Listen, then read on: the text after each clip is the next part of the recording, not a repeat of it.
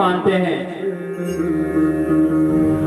कुछ लोग तो भगवान गणेश की स्तुति करते हैं, कोई माता सती ने, कोई शिव को अपने अपने भाव से अपने अपने देवता को पूजते हैं। कुछ लोग तो आद्य शक्ति भवानी को भी कहते हैं महाराज, कोई माँ भगवती को अपना इष्ट मानता, कोई इंद्र को, कोई विष्णु को, कोई ब्रह्मा को, कोई नरसिंह को, सब अपने अपने इष्ट को मानते हैं। सूत जी कहते हैं सौनकादि ऋषियों, कुछ लोग भवानी को वैष्णवी, ब्राह्मी, शांकरी, माया के रूप में जो ध्यान करते हैं और वहां प्रकट होकर अपने भक्तों के बल प्रत्येक कामना को पूर्ण करते हैं। सूत जी कहते हैं सौनकादि ऋषियों, कुछ लोग निराकार पूर्ण व्यापक ब्रह्म को ही जगत का कर्ता मानते हैं और उनके संकल्प किया कि मैं तो कहते हैं कि जब ब्रह्मा जी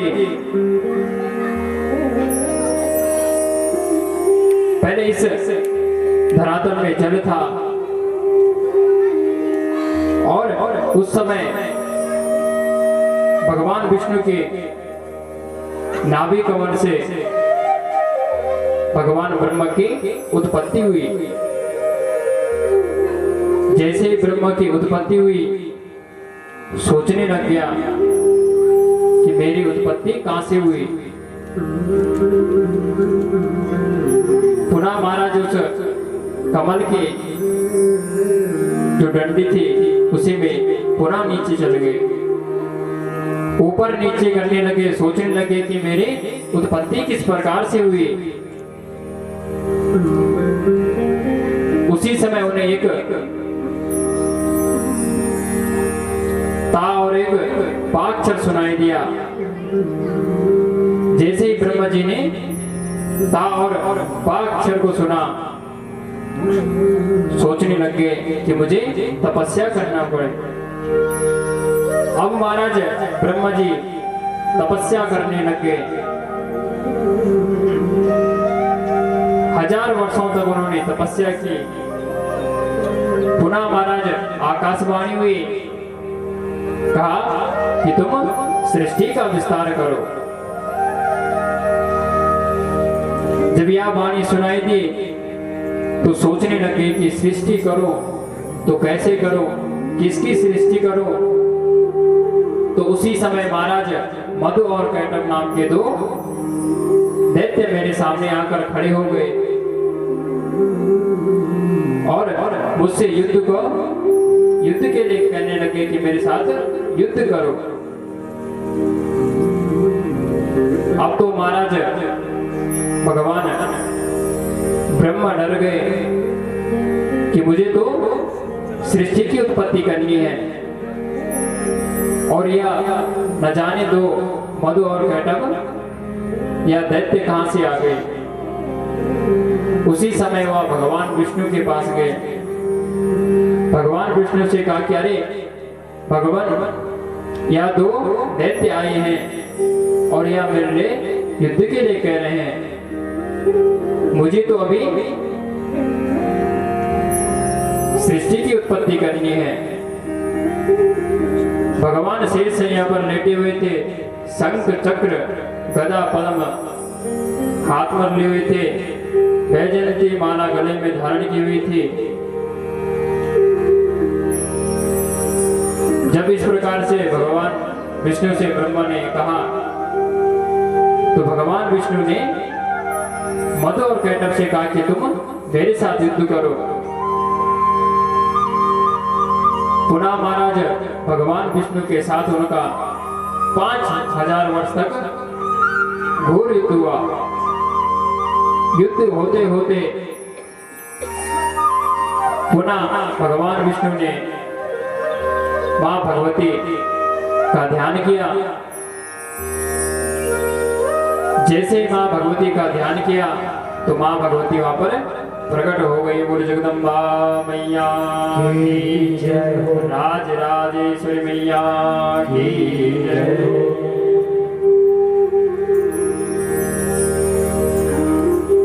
बोली दुर्गे मैया की जय।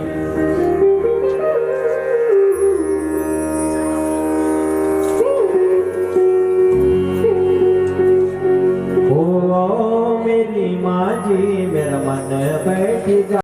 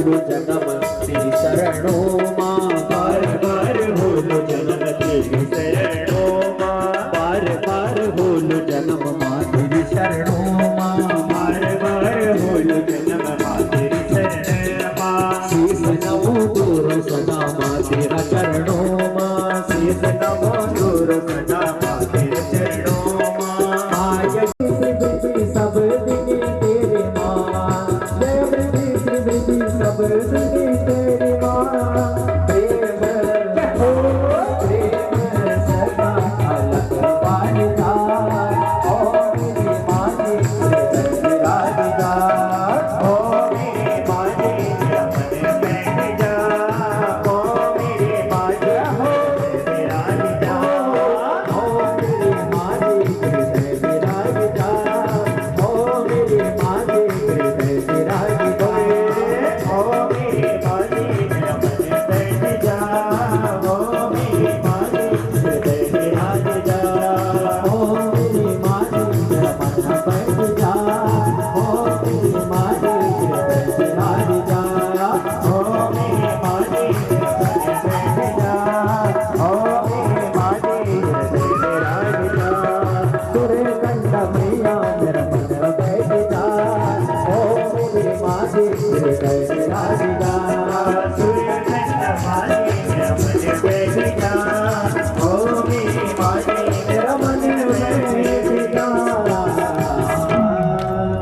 बोल जगदम्बा मैया की जय हो, राज राजेश्वरी मैया की जय हो, श्रीमंडासुरी मैया की जय। भगवान विष्णु पालन करने लगे और भगवान शंकर संहार करने लगे। तीनों महाराज अपने कार्य में जुड़ गए। मां भगवती ने कहा कि तुम सृष्टि करते रहो, और सृष्टि करने के लिए महाराज कहा कि मैं तुम्हें शक्ति प्रदान करूंगी। यह कहने पर महाराज भगवान विष्णु सृष्टि करने लगे। सोचने लगे कि सर्वप्रथम सृष्टि करने के लिए तो 5 तन मात्राएं चाहिए, 5 महाभूत चाहिए, मन बुद्धि इंद्रिय आदि कुछ तो है नहीं मेरे पास, सृष्टि किस प्रकार से होगी। यह सोचने लगे तो मां भगवती ने कहा कि तुम घबराओ मत, सृष्टि के लिए मैं तुम्हारे साथ अपने एक मंत्र को दे रहा हूं, और तुम उस मंत्र को जपो, और मंत्र जपने से तुम सृष्टि का पालन करो। इधर महाराज सूत जी कहते हैं सौनकादि ऋषियों, एक दिन भगवान ब्रह्मा ने संकल्प लिया, और संकल्प लेते हुए विमान में आकाश में उड़ने लग गए। और वह विमान महाराज एक स्थान पर पहुंचा, और वहां पर योगियों उस योगियों के स्थान पर बैठकर योगियां वहां पर भजन कर रहे थे, तप कर रहे थे। वहां पर महाराज सुंदर वृक्ष थे, सुंदर उन पर फल लगे हुए थे, सुंदर मधुर ध्वनि वहां पर सुनाई दे रही थी। सूत जी कहते हैं सौनकादि ऋषियों, उसी समय 4 दीवार से घिरा हुआ एक बड़ा सुंदर नगर था। उसमें बड़ी बड़ी यज्ञशालाएं थी, और एक विशाल महल भी था। किसी देवता से पूछने पर पता चला कि वह तो स्वर्ग था। थोड़ी देर बाद हमारा विमान आकाश में लहरता हुआ आया, और कुछ क्षणों में नंदन वन में वह विमान पहुंच गया। वहां पर महाराज पारिजात का वृक्ष था और उनके नीचे कामधेनु गौ विराजमान थे और उसके पास 4 दांतों वाला पर्वत के समान विशाल काया वाला एक ऐरावत नाम का हाथी था।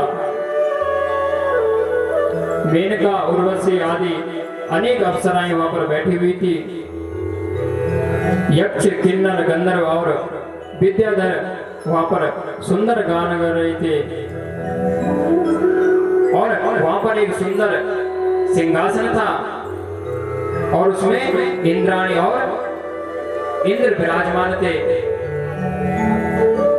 वहां पर महाराज इंद्र, वरुण, कुबेर, सूर्य, अग्नि आदि सभी देवता विद्यमान थे। उसके बाद जब वह विमान आगे बढ़ा,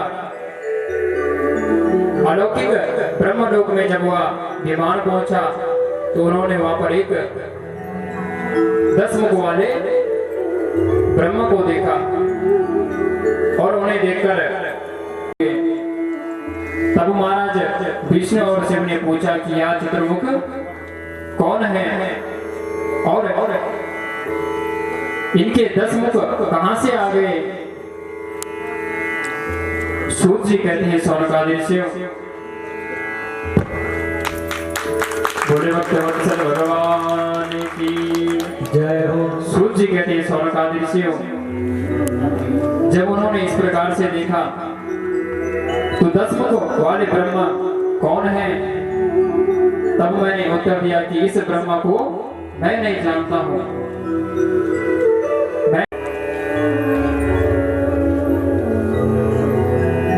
सूत जी कहते हैं सौनकादि शिव मन के वेग से चलता था, जहां मन होता था वहीं पर वह विमान उड़ता था। महाराज एक दिन विमान कैलाश पर्वत पहुंचा और वहां पर बट वृक्ष के नीचे भगवान शंकर को देखा। उनके 5 मुख थे, 10 भुजाएं थी और बैल की सवारी करी थी और उन्होंने सती जी को अपने बाएं ओर बैठा रखा था। मस्तक पर आधा चंद्रमा था, गले पर सर्पों की माला था, कान पर बिच्छू लटके हुए थे। जब ऐसा भगवान शंकर का स्वरूप देखा, उनके साथ गणेश, कार्तिकेय भी थे। सूत जी कहते हैं सौनकादि शिव वहां पर जो गण थे वह जयकारा लगाने लगे, बोले शंकर भगवान की जगदम्बा मैया की जय। सूत जी कहते हैं सौनकादि शिव नारद जी ने जब ऐसा आश्चर्य से देखा तो सोचने लगे कि यह क्या हो रहा है। थोड़ी ही देर में महाराज विमान उड़कर पुनः वैकुंठ लोक में पहुंच गया और वैकुंठ लोक में पहुंचते हुए उन्होंने वहां पर 3 देवताओं को देखा, ब्रह्मा, विष्णु और महेश। साथ में महाराज नारद और व्यास जी विलक्षण विभूतियां देख रहे थे। उसी समय एक विशाल भवन में भगवान विष्णु वहां से बाहर निकले।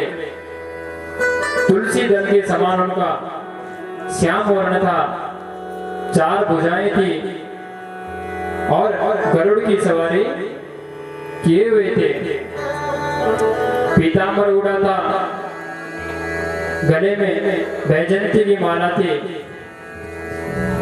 और साथ में मां लक्ष्मी चौर को हिला रही थी।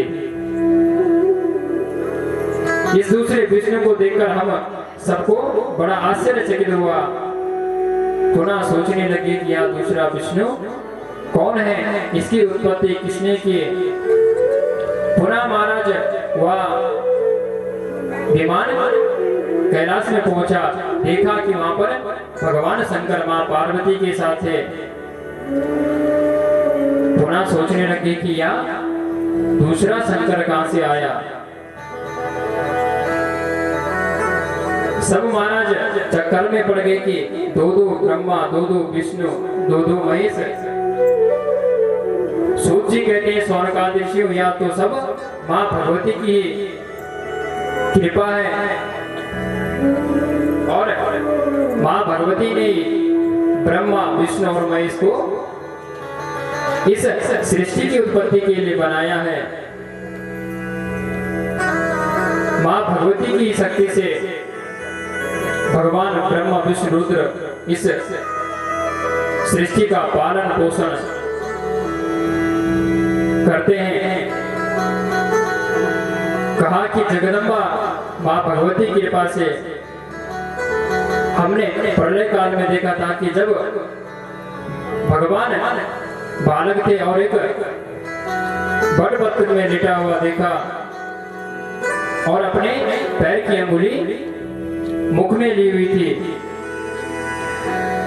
कहा कि भगवान का स्वरूप किस प्रकार था, तो कहते हैं कि करार विंदे न पदार विंदम मुखार विंदे विनिवेशयन्तम् वटस्य पत्रस्य पुटे शयानम् बालं मुकुन्दं मनसा स्मरामि। सूत जी कहते हैं सौनकादिशी भगवान एक बट वृक्ष के पत्ते पर लेटकर अपने अंगूठे को मुंह में लिए हुए थे।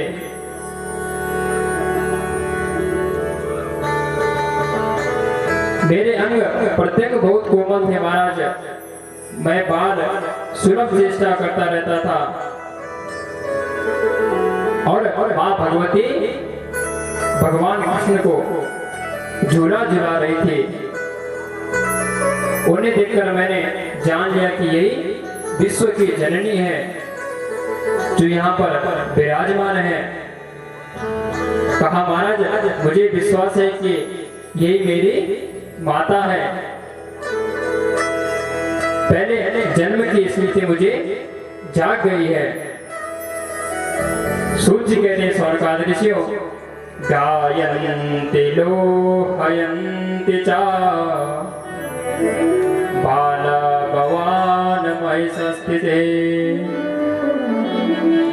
सेयं सुनिश्चित ज्ञानम् जातं मे दर्शनादिवः।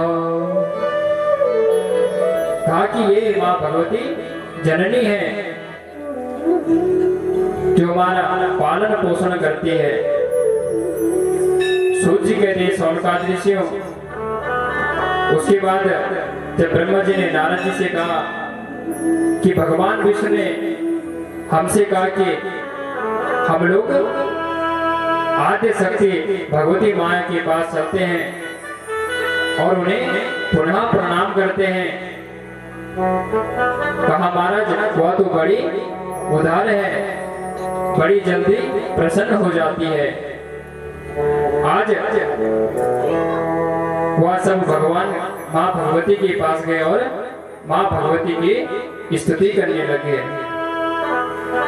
यद पाद पंकज रसा समवाप्य विश्वम ब्रह्मा सृजन्तु निदिनश्च विवर्ति विष्णु रुद्रस्य सहरति नेतिरथा समर्थ तस्मै नमोस्तु सततं जगदम्बिकायै तस्यै नमोस्तु सततं जगदम्बिकायै। मां भगवती की सुंदर स्तुति करने लगे। भगवान विष्णु के ऐसा कहने पर शिव तथा विष्णु हम तीनों बड़े महाराज उत्सुक होकर पुनः महाराज मां भगवती के चरणों में बैठकर मां भगवती के महल में पहुंच गए। पहुंचते उन्होंने मां भगवती पर उनकी दृष्टि पड़ी और मां भगवती मंद मंद मुस्कुराते हुए उन्हें अपने द्वार पर बुलाया। कहा कि तुम घबराओ मत, तुम केवल सृष्टि का पालन करो। तीनों के पास महाराज अलग अलग काम दिया। कहा कि तुम तीनों तो एक ही हो, पर कार्य तुम्हारा अलग अलग है।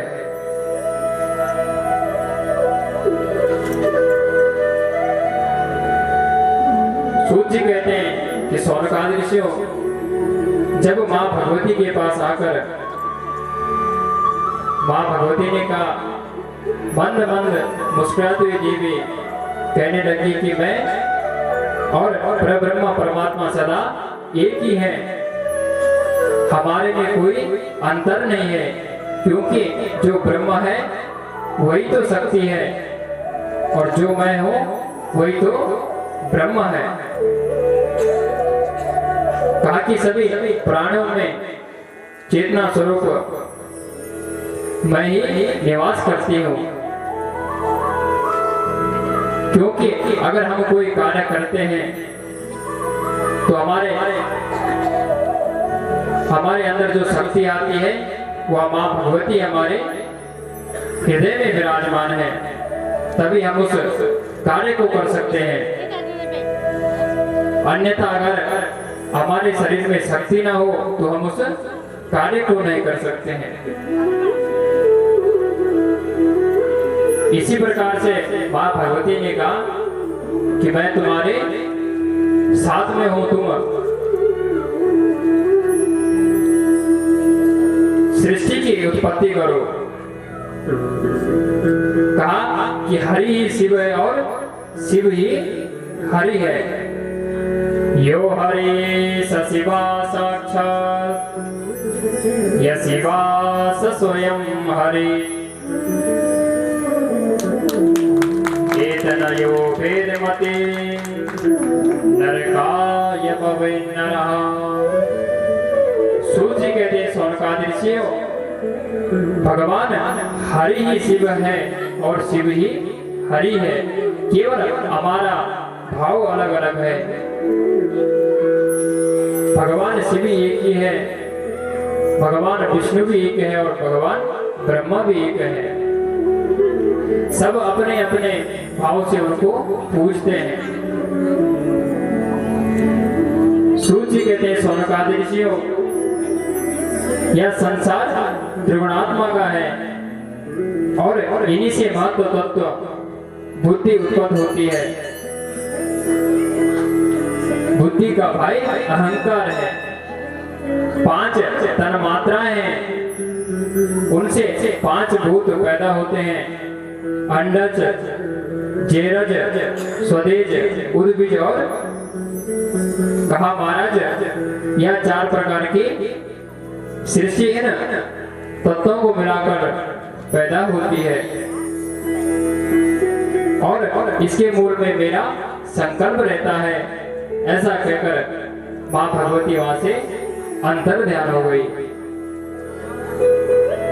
सूत जी कहते हैं शौनकादि ऋषियों, ब्रह्मा जी बोले मैंने विष्णु तथा शिव ने पृथक पृथक उन देवियों को देखा और उनका विलक्षण प्रभाव था। पुनः मैंने अपने पिता ब्रह्म को यह वचन सुनकर नारद जी ने महाराज पुनः अपने पिताजी से प्रश्न किया। कहा पिताजी, आपने जिस अनादि निर्गुण पर पुरुष का दर्शन और साक्षात्कार किया है, उनके स्वरूप के बारे में बताइए कि उनका स्वरूप कैसा है, यह मैं आपसे जानना चाहता हूँ। पिताजी, आपके त्रिगुणात्मिका देवी का दर्शन किया है तो उनका स्वरूप किस प्रकार से है, उसके निगुण और सगुण जो 2 रूप हैं उनके बारे में बताइए। जब इस प्रकार से महाराज नारद जी ने अपने पिताजी से प्रश्न किया तो महाराज उनके पिताजी ब्रह्मा जी बड़े मुस्कुराते हुए कहा, अरे पुत्र, निर्गुण परमात्मा है ना, आंखों से दिखाई नहीं देता और जो दिखाई देता है उसका नाम,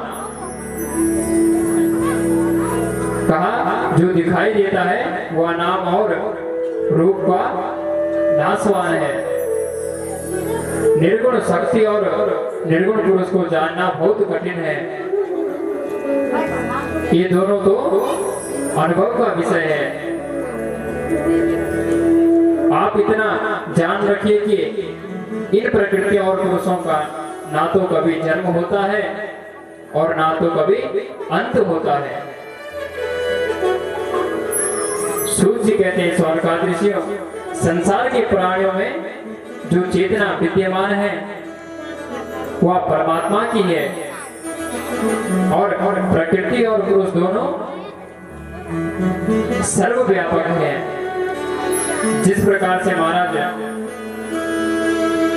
जब हिरण्यकश्यपु ने अपने पुत्र प्रहलाद जी से कहा कि तेरा भगवान कहाँ कहाँ है,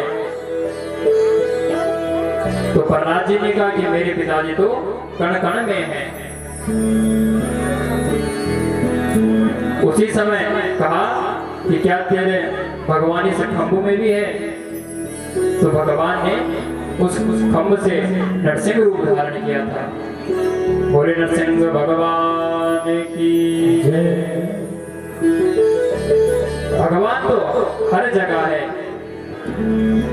तुलसीदास जी भी बड़ा सुंदर वर्णन करते हैं, हरि व्यापक सर्वत्र समाना, हरि व्यापक सर्वत्र समाना, प्रेम प्रकट हो मैं जाना, प्रेम से प्रकट होई मैं जाना, हरि व्यापक सर्वत्र समाना, हरि व्यापक सर्वत्र समाना, प्रेम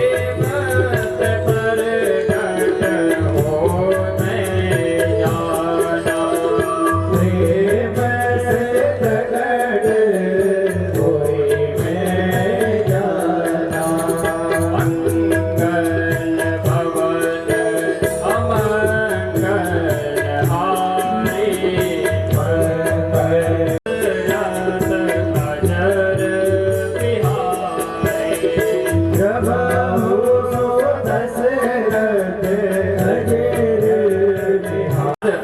भगवान हर जगह विराजमान है।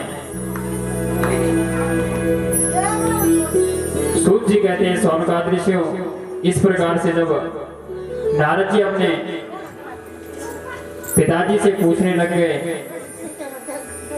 तत्पश्चात सूत जी कहते हैं सौनकादृश्यों, यदि कोई इस भगवती के नाम का उच्चारण कर लेता है तो उसे मां भगवती उसके इच्छा अनुसार उसे फल की प्राप्ति देती है। सूत जी कहते हैं सौनकादृश्यों, प्राचीन समय में ब्रह्मा विष्णु महेश एवं मोक्ष की कामना करने के लिए तपस्वियों तथा ऋषि मुनियों के लिए इनकी आराधना की थी। किसी प्रसंगवश स्पष्ट और अन्याय को यदि किसी के मुख से इनके नाम का उच्चारण नहीं हुआ, तब महाराज सूत जी सौनकादृश्यों को एक इतिहास श्रवण कराते हैं। कहते हैं महाराज, एक सत्यव्रत नामक एक मुनि थे, वह वन में विचरण कर रहे थे। हिंसक आदि बाघ आदि जंतुओं से डरे हुए थे और केवल ऐंग शब्द का उच्चारण करते थे। और भगवती ने उन्हें इच्छा के अनुसार फल दे दिया। यह ब्राह्मण महाराज निरंतर तथा महामूर्ख था। उसने एक कोल के मुख से एक शब्द सुना, वो भी ऐंग शब्द सुना, और उस मंत्र का महाराज उच्चारण करने लग गया। परम विद्वान हो गया था। भगवती उस पर बड़ी प्रसन्न हो गई और उसका महाराज दारिद्र्य होकर उसे विश्व का श्रेष्ठ कवि बना दिया। मंत्रों को देखने की उसमें बड़ी तेज शक्ति थी महाराज। सूत जी कहते हैं सौनकादि ऋषियों, उसके बाद सौनकादि 88 ऋषि सूत जी महाराज जी से कहते हैं कि हे महाराज, इस प्रसंग को आप मुझे विस्तार पूर्वक सुनाइए। सूत जी कहते हैं सौनकादि ऋषियों, कौशल देश में एक देवदत्त नाम का एक ब्राह्मण रहता था।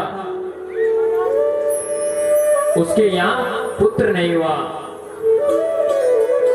उसने महाराज पुत्र प्राप्ति के लिए उसने एक यज्ञ किया और उस यज्ञ में गोविंद नाम ऋषि को उस यज्ञ करने के लिए बुलाया।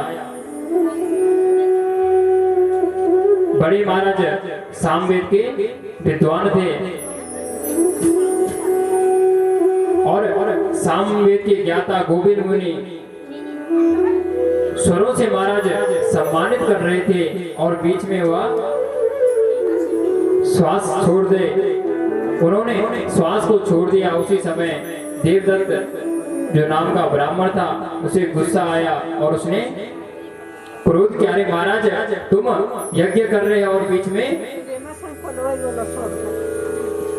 सांस को रोक रहे हो। इस प्रकार महाराज गोविंद मुनि को बड़ा क्रोध आ गया और उसने देवदत्त से कहा, हे महामते, सभी प्राणियों के शरीर में श्वास तो चलता ही है और इसको रोकना बड़ा कठिन है, क्योंकि श्वास को अगर रोक दे तो उसका काम तमाम हो जाएगा। इसलिए कहा कि मैं श्वास तो लेता रहता हूं। कहा कि श्वास को रोकना बड़ा कठिन है। जब वो महाराज ऐसा वचन कहने लग गया तो कहा, उसी समय महाराज गोविंद मुनि ने उसे श्राप दे दिया। कहा कि जो तुम फल स्वरूप जिस यज्ञ को कर रहे हैं, तुम्हारा पुत्र तो होगा पर वह बड़ा मूर्ख होगा, सट होगा, धूर्त होगा और गूंगा होगा। ऐसा श्राप दिया तो महाराज देवदत्त को बड़ा क्रोध आया, बड़े दुखी हुए। महाराज पुनः उनसे याचना करने लगे कि महाराज आपने श्राप तो दे दिया पर इनका उद्धार किस प्रकार से होगा। क्षमा याचना करने लगे। क्षमा याचना करते करते जब गोविंद मुनि उनसे कहने लगे कि अगर तुम इनका उद्धार करना चाहते हो तो मां भगवती का वंदन करो। पुनः महाराज देवदत्त नामक जो ब्राह्मण था गोविंद के चरण में गिरे, निवेदन किया। जब उपाय पूछा तो देवदत्त बड़ा महाराज दीनहीन दशा को देखकर उनका उद्धार का कारण बताया। इस प्रकार से महाराज वर पाकर देवदत्त बड़ा प्रसन्न हो गया। उसने महाराज विधि पूर्वक उस पुत्रेष्ठ यज्ञ को संपन्न किया। ब्राह्मणों को बुलाया था, ब्राह्मणों को दक्षिणा देकर उसने विदा किया। उसकी महाराज रोहिणी नाम की और बड़ी सुंदर धर्मपत्नी थी। उचित समय आने पर उसके गर्भ में बालक आ गया। समय होने पर उस शिशु ने जन्म दिया, उसका गर्भधान संस्कार किया, पुंसवन संस्कार किया। संस्कार किए महाराज, और देवदत्त ने समझा कि मेरा यज्ञ सफल हो गया। रोहिणी नक्षत्र में रोहिणी के गर्भ से सुंदर जब बालक ने जन्म दिया, उचित समय पर उसका नामकरण संस्कार किया और उसका नाम उत्थे रख दिया। जब महाराज हुआ 8 वर्ष का हो गया तो उसका उपनयन संस्कार किया। उसको महाराज गुरुकुल पढ़ाने के लिए भेजा। गुरुजी उसे पढ़ाते थे पर वह कुछ भी याद नहीं करता था। चुपचाप महाराज बैठ बैठकर सुनता रहता था। गुरुजी उसे पढ़ाते थे पर वह पढ़ता नहीं था। अब इधर देवदत्त और उनकी धर्मपत्नी रोहिणी बड़े परेशान हो गई कि ऐसा पुत्र हुआ, ऐसा पुत्र का क्या करना जो बड़ा निठल्ला है। ऐसा कहने लगे तो महाराज अब उस बालक को बड़ा क्रोध आया और उसके मन में वैराग्य आ गया। अब वह महाराज एक गंगा के किनारे में एक सुंदर पर्ण कुटी बनाई और उस कुटी में रहने लग गए। उस कुटी में जब वह रहने लग गया तो वह वनवासी बन गया। वन में महाराज विचरण करने लग गया और उसने संकल्प ले लिया कि आज से मैं सत्य ही बोलूंगा। जब महाराज उसने वह संकल्प लिया तो उस पर्ण कुटी में रहने लग गया। उसी कुटी में रहते रहते उसने भगवान का भजन किया। भजन कीर्तन करते करते उसे महाराज प्राणायाम का भी प्रत्याहार किसी भी प्रकार का उसे बोध नहीं था। उसे कोई भी मंत्र याद नहीं था, पर उसने केवल एक संकल्प लिया था कि मैं सत्य बोलूंगा और जो भी उससे पूछते थे वह सत्य बोलता था। तो नागरिकों ने उसका नाम सत्य तपा रख दिया, क्योंकि वह सत्य बोलता था, इसलिए उसका नाम सत्य तपा रख दिया। ना तो महाराज हुआ किसी को हानि पहुंचाता था और ना तो किसी को लाभ पहुंचाता था। उस वन में रहने लग गया और उस वन में रहते रहते उसने भगवान माँ भगवती का एक अक्षर से उसने उच्चारण करने लग गया। उच्चारण करते करते एक दिन महाराज हुआ धनुष लेकर जंगल में गया और जंगल के किनारे उसने जल के वहां पर एक नदी थी, उसके किनारे वह बैठ गया। पुनः महाराज उसे पूर्ण वैराग्य हो गया और उसके सामने एक शिकारी महाराज उसने सुअर को मारा और जब वह सुअर उसकी कुटी के पीछे आया तो उसने पूछा कि तुमने यहाँ से एक सुअर के पेट में धनुष की बाण लगे हुए सुअर को देखा। तो महाराज उसने सोचा कि अगर मैं झूठ बोलूंगा कि मैंने नहीं देखा तो मैंने तो संकल्प लिया है कि मैं झूठ नहीं बोलूंगा, और अगर मैं यह बता दूं कि वह मेरी कुटिया के पीछे छिपा है तो वह सुअर मर जाएगा। ऐसा सोचने लग गया महाराज। उसने पुनः माँ भगवती की एक अक्षर का उसने उच्चारण किया। पुनः महाराज माँ भगवती उस पर प्रसन्न हो गई। उसे वह दुर्लभ ज्ञान दे दिया कि उसमें सभी विद्याएं प्रकाशित है और वे वाल्मीकि के समान कवि हैं। और उन्होंने महाराज अपने सामने खड़े हुए धनुर्धारी व्याग से यह कहा, एक श्लोक में कहा कि या पश्यन्ति नासावृते सावृते सनावस्यति अहो व्याग स्वकार्यार्थिं किं पृच्छन्सि पुनः पुनः। कहा कि आप मेरे से पूछ रहे हो कि मैंने सुअर को देखा हुआ। कहा कि आपकी भी तो आंख है और मैंने उस सुअर को नहीं देखा। जब उसने यह बोला कि आपकी भी तो आंख है तो वह जो महाराज धनुर्धारी था वहां से चला गया। पुनः उसने माँ भगवती एक अक्षर का उसने उच्चारण किया। उच्चारण करते करते माँ भगवती उस पर प्रसन्न हो गए। और उसके बाद महाराज वह पुनः सत्यतपा नाम के ब्राह्मण से उसे विधि पूर्वक उसे पूजा गया।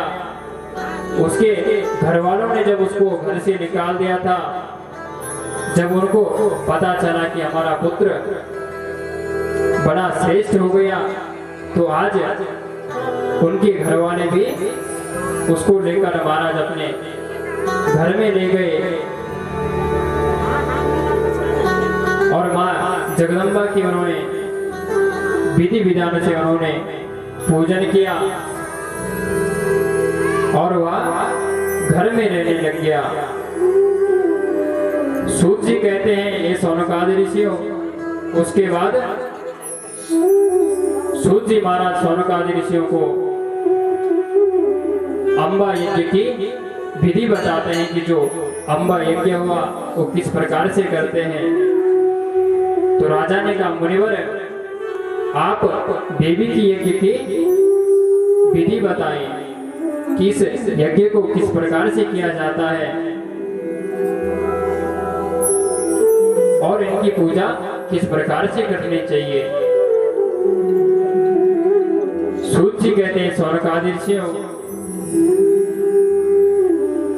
व्यास जी बोले राजन, एक यज्ञ सात्विक होता है, एक राजस और एक तामस होता है। भेद से 3 प्रकार का होता है, पर ऋषि मुनि सात्विक यज्ञ करते हैं। और उन्होंने अम्ब यज्ञ का विधान बताया। कहा कि प्राचीन काल में जन्मेजय नामक एक राजा थे। प्राचीन समय में उन्होंने भगवान विष्णु ने भी उनको विधि पूर्वक देवी के निमित्त यज्ञ के लिए किया था। जब ये तीनों देवता स्त्री बनकर विमान में विचरण कर रहे थे, तो आदि शक्ति ने उन्हें विविध शक्तियां प्रदान कर दी और वहां से विदा कर दिया। सूत जी कहते हैं सौनकादि ऋषियों, अब वे तीनों फिर पुरुष बन गए और वहां से चलकर उन्होंने गहन महासागर में प्रवेश किया और इन्होंने पृथ्वी को उत्पन्न किया। उस पर रहने के लिए अपना स्थान बनाकर रहने लग गए। और उस समय देवी की आधार शक्ति थी। आधार शक्ति जब प्रकट हुई और इसके आधार वेद युक्त पृथ्वी वहां पर स्थिर हो गई। मधुकैटभ दैत्यों के वेद का संयोग होने के कारण पृथ्वी का नाम मेदिनी पड़ा। सभी पदार्थों को महाराज धारण करने के कारण इनका नाम धरा हो गया। अत्यंत महाराज विस्तार पूर्वक पृथ्वी कहने लगे, यह पृथ्वी अत्यंत मान्य है महाराज, महत्वपूर्ण है। और जब हम प्रातः काल में उठते हैं तो सर्वप्रथम पृथ्वी को वंदन करना चाहिए। सबसे पहले हाथ में ब्रह्मा विष्णु और लक्ष्मी का ध्यान करना चाहिए। कराग्रे वसते लक्ष्मी करमते सरस्वती करमूले स्तु ब्रह्मा प्रभाते कर दर्शनम। पर आजकल तो महाराज इसका उल्टा ही हो गया। कराग्रे वसते लक्ष्मी करमते सरस्वती करमूले स्तु ब्रह्मा प्रभाते कप दर्शनम। आजकल महाराज उड़ते ही समय चाय का कप चाहिए। जब तक चाय का कप हाथ में ना मिले तब तक उड़ते नहीं है। पहले लोग हाथ में उड़ते समय सरस्वती लक्ष्मी भगवान ब्रह्मा का ध्यान करते थे, पर आज इसका उल्टा ही हो गया। उड़ते ही समय या तो फोन या तो चाय का कप। उसके बाद ध्यान करके पृथ्वी का वंदन करना चाहिए। जिस माँ पृथ्वी पर हम अपना पैर रख रहे हैं उसका वंदन करना चाहिए। समुद्र वसने देवी पर्वत स्थल मंडिले। समुद्र पृथ्वी का ध्यान करना चाहिए। कहा कि हे माता, मैं तेरे ऊपर पैर रख रहा हूं, क्योंकि सब संसार का भार समाने वाली माँ पृथ्वी है, तो उसको हमें वंदन करना चाहिए।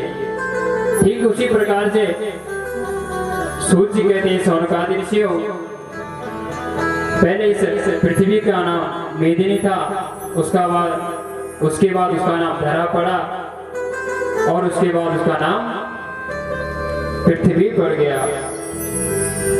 बोलो जगदम्बा मैया की जय। सूर्य कहते हैं सौनकादिर्षियों। उसके बाद सुमेरु पर्वत पर